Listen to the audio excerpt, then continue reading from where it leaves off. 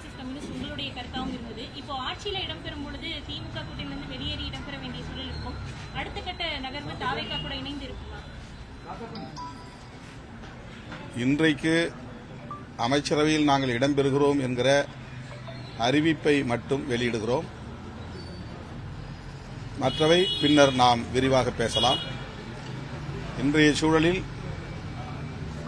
அமைச்சரவையில் இடம்பெறுவது என்பது எங்கள் கட்சியின் பெரும்பாலானோரின் கருத்தாக இருக்கிறது.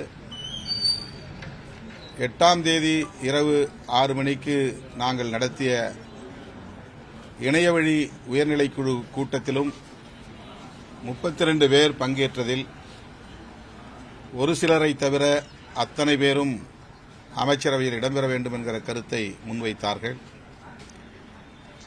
நிறைவாக தலைவர் என்ன முடிவெடுத்தாலும் அதற்கு கட்டுப்படுகிறோம் என்கிற நிலைப்பாடு மேற்கொள்ளப்பட்டது. அதனையொட்டித்தான் 9ஆம் தேதி முற்பகல் பொதுச் செயலாளர்கள் சிந்தனை செல்வன், ரவிக்குமார் ஆகியோரோடு நான் உயர்நிலைக்குழுவின் முடிவை முன்வைத்து கலந்தாய்வு செய்தேன். நிறைவாக நாங்கள் வெளியிலிருந்து ஆதரவு அளிப்பது என்கிற முடிவை எடுத்தோம். நிபந்தனையற்ற ஆதரவை நல்குவது என்கிற முடிவை எடுத்தோம். அதன் அடிப்படையில்தான் ஆதரவு கடிதத்தையும் வழங்கினோம். செய்தியாளர்களிடையே பேசுகிற போது வெளியிலிருந்து ஆதரவு நல்குவது என்பதை உறுதிப்படுத்தினோம். ஆனாலும்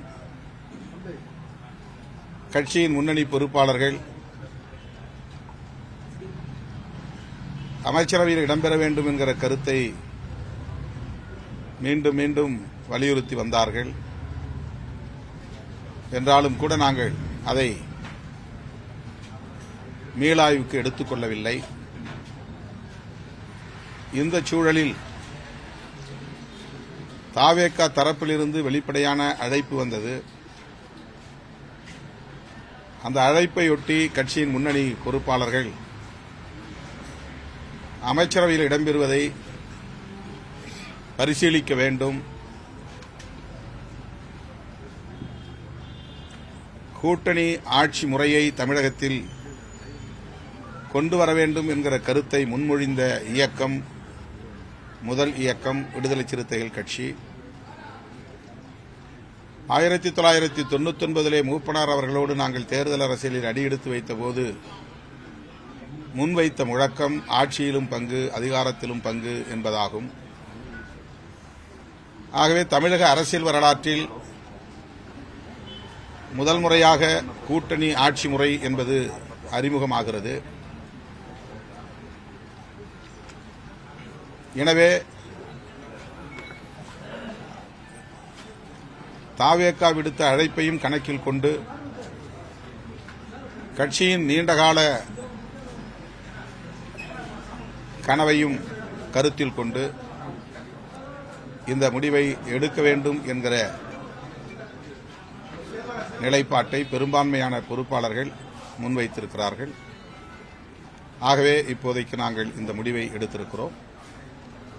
பின்னர் அடுத்த சந்திப்பில்